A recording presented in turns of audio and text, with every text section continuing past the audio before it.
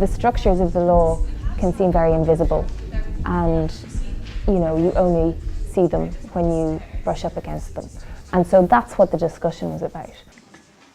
What's really important about a work that kind of moves through a lot of different research spaces with multiple constituencies is how, as artists, you then have to let go.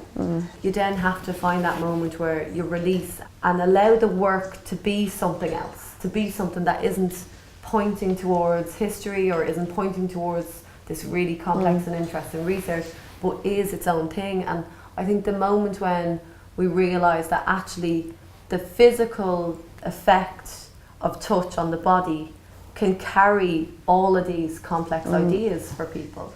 We have such an incredible sensitivity to the histories that we've experienced, and we have to trust the body to respond to that as an actual feeling.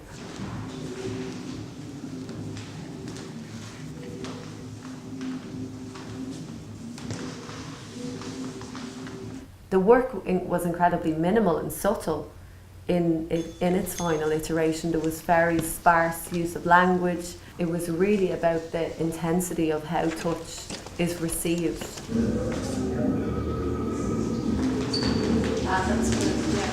The decision of 50 is important. It felt exciting every time a different group of participants would sign up to the contract and walk into the room. As soon as the door was closed, we were outside. Stepping away from the work at that point was really about finding those moments where you trust each other and the audiences trust the situation that they're going to go into, because it is risky to kind of make yourself available for touch, to feel a sense of risk and trust. Because we spent most of the time working on the intention with the performers and really trying to figure out what that was, and then how that manifested in movement of how they kind of presented was really different every time. Yeah.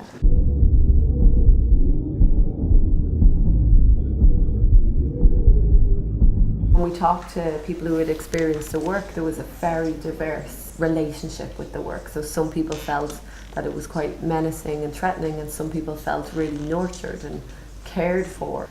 And actually what that really seemed to tap into was people's previous experience of encounters with the state, both through physicality but also through that kind of bureaucracy of the form. We're asked to come to the drafting session in the Pillar Rooms. We were asked to think about how the law had interacted with us in a personal way, how we first encountered the law. The legal workshops that we'd been doing, that was how we were processing this contract. And we were really thinking about consent as a kind of binary opt-in, opt-out structure. There is an initial contract that people sign, participants sign, and become a participant in the work before they enter the space. And we really wanted to stage that as a very critical, rigorous process that people were invested in. And then there is also the performance that happens with the group of women performers inside the space. And we've never exactly disclosed what that is.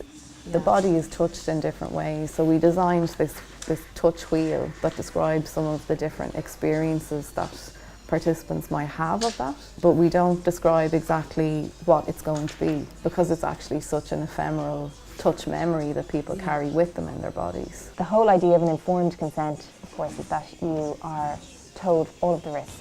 We discussed how you could come up with a list of risks to ensure that all participants would be fully informed before they did or did not give their consent to becoming part of the performance. You follow me, please. Can everybody hold up their silver seal just to validate that you're entering?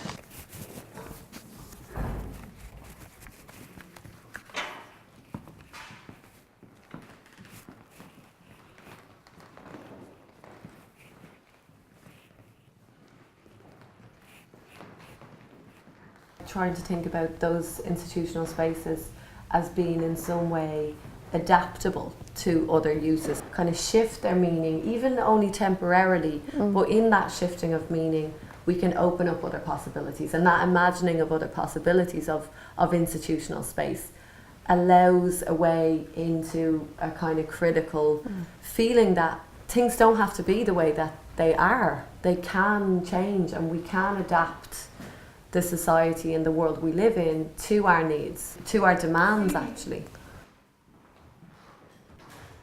We knew that we wanted to activate a certain kind of architecture and kind of haunt it in some way with the performance. Thinking about the spaces that women's bodies move through and how the state kind of monitors and controls those spaces.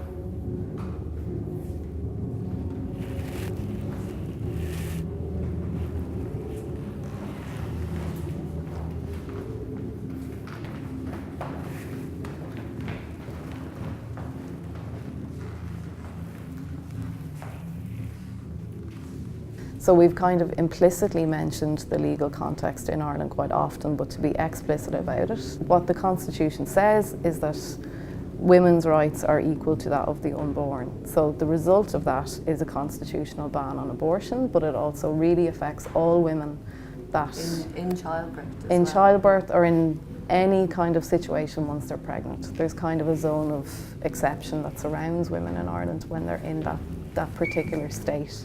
So it's a physical state, but it's also a legal state that women exist in that is incredibly dangerous and really problematic and extends far beyond abortion.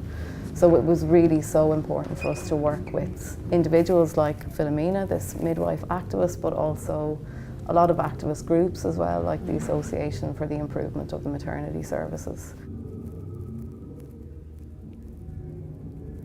How and if we do take the time to really look at what, you know, we're consenting to.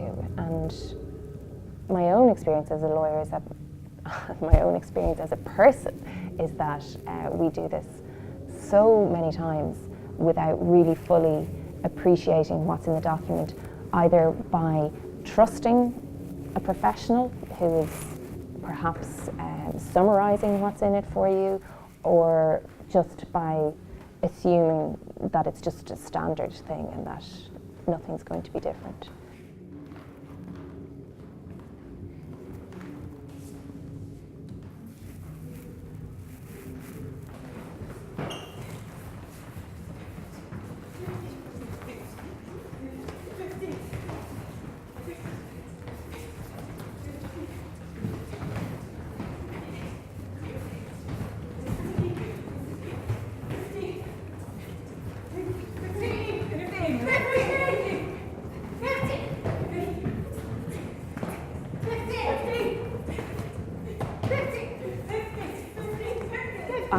I work with the law every day, and I see how not just the law but how systems work against female autonomy in so many different ways. A huge range of people are affected by legal frameworks which don't recognise that they have the right to exercise particular rights.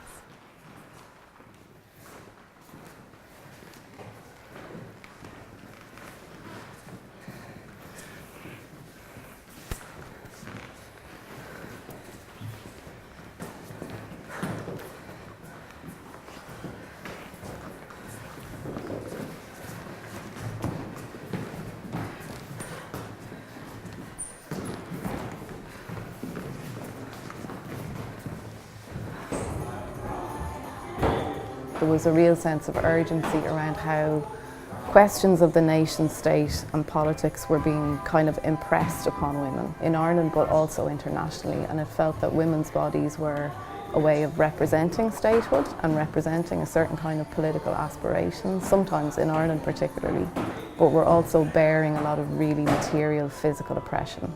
There was something bubbling in the public consciousness that really was turning its attention to feminism again.